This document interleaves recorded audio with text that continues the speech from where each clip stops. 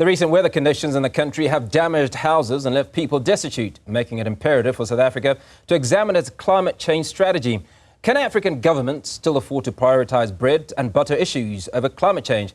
Or has the time come for climate issues to play a central role in proposed strategies and budgets? Professor Midgley from Stellenbosch University joins us for more on this. Professor, appreciate your time this afternoon.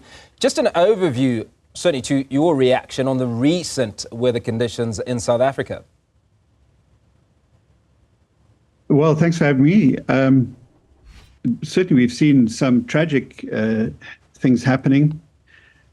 And, obviously these are human tragedies, and condolences to people badly affected.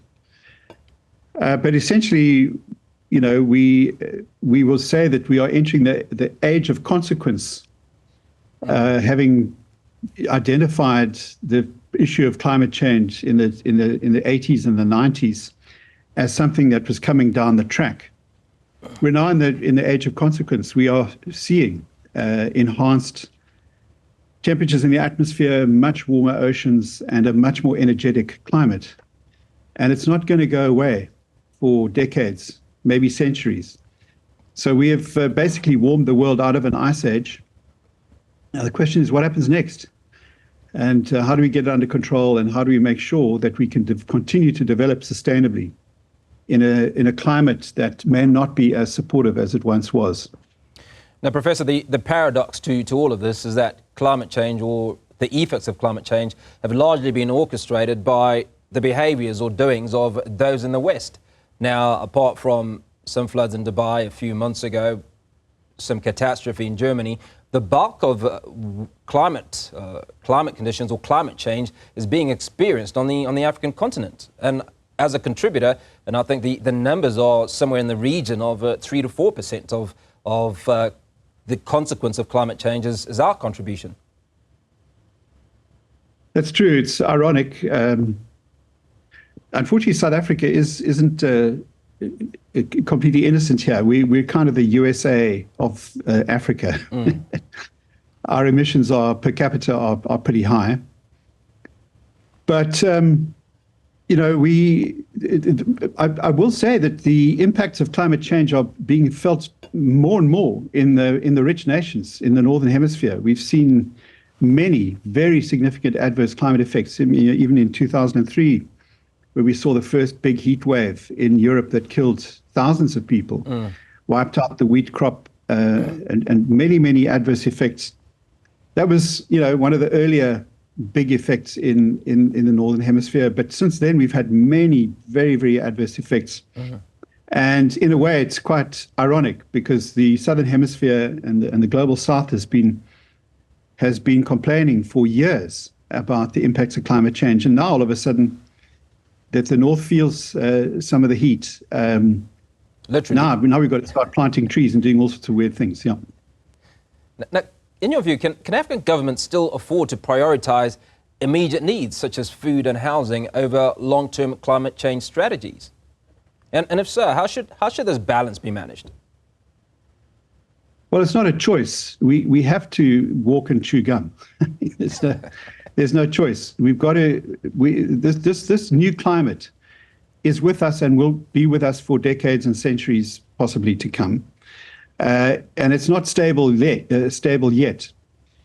So we've got to prepare our economies, we've got to prepare our human settlements, we've got to prepare the way that we develop in a way that is cognizant of the new reality, and is cognizant of the new economics that are currently evolving, which govern how we adapt and how we mitigate, how we reduce fossil fuel emissions. We're seeing, huge increases in energy use, say in the areas of AI and other sort of developments. It's essential that for future sustainable development of such technologies, that they run off renewable energy. Otherwise, we're just going to end up in a climate hell. So you can't make a choice between climate sustainability and sustainable development. They have to happen together. It's just unavoidable. Otherwise, you're on hiding to nothing.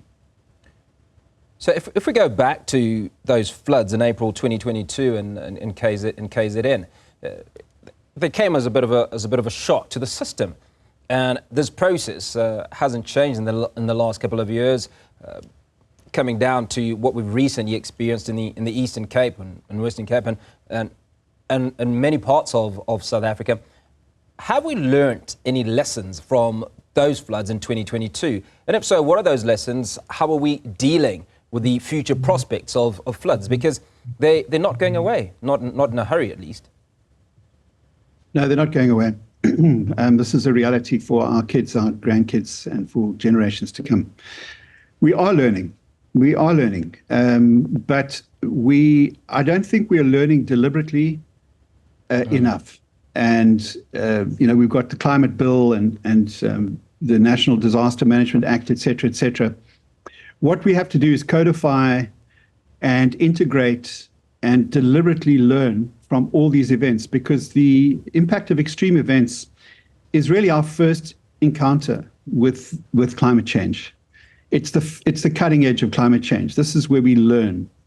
And, if we'd taken advice in the 1980s and 90s and reduced fossil fuel emissions at that time, we may well have avoided most of these adverse impacts. But that water is under the bridge now. And now we're in an era where we have to learn and do at the same time. And that takes a lot of intelligence, and it takes a lot of, a lot of cooperation, intersectoral cooperation. It also takes a deep understanding of the economics and how governments should respond in fiscal and monetary terms. I think our economists are way behind the curve with respect to understanding the value of investments in climate and sustainable development. And they're not the long-term benefits are not properly appearing as a major driver of future investments. So the whole economic system has to catch up, and the scientific system and the interaction with the economic system has to work much better. We have to get the ecology of the planet aligned with the economics of the planet. And that is the problem we face right now. Now, in light of the recent floods, what immediate policy adjustments would you recommend for the South African government? Well, we have a very effective National Disaster Management Centre, National Disaster Management Act. What we've got to start learning to do fast is how to recover after extreme events like this. And we also need to reassess risks particularly to human settlements. And we've got to revise flood lines. We've got to revise our understanding of the frequency with which these settlements may be hit by different kinds of extreme events. We may well have to revise the standards that are used or defined for engineers and architects to build our systems.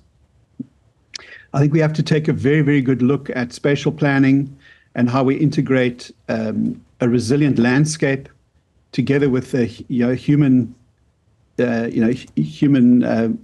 activities, transport systems, agricultural systems, biodiversity protection, and urban development.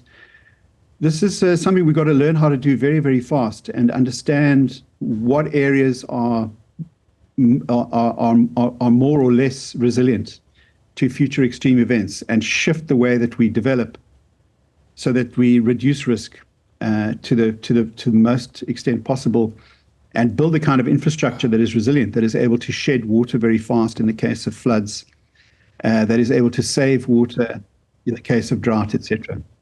And Professor Midgley, your thoughts on the role that international support and cooperation can play in helping South Africa and other African countries tackle climate change, while obviously addressing pressing social issues? Well, I think the international community can help us a lot. But we can help ourselves. And we don't have to borrow money to do these things. We have an enormous group of people who are unemployed to less employed. And why doesn't government invest much more into driving an economy which is bolstered by people who are employed in building climate resilience right across the board. There are thousands of jobs potentially in this space. And we could do that and train people at the same time. Something similar to there was a very famous program called Working for Water that was rolled out in the country, where job opportunities were created to encourage people to cut down alien invasive trees. And that was a world-leading model of how government can invest its resources into training people and having environmental and in fact, turns out climate change benefits, because cutting down alien invasive trees increases water flow, which reduces drought risk. So these are things that South Africa is actually pretty good at doing, and we've done it in the past. Sadly, that system seems to have buckled under poor management. I'm not quite sure what happened there. You'd have to speak to people more closely involved. But while it was going, hundreds of millions of rands were spent, and many, many job opportunities were created, and a lot of benefit was accrued. We can do that. We know how to do it, and we should expand that substantially.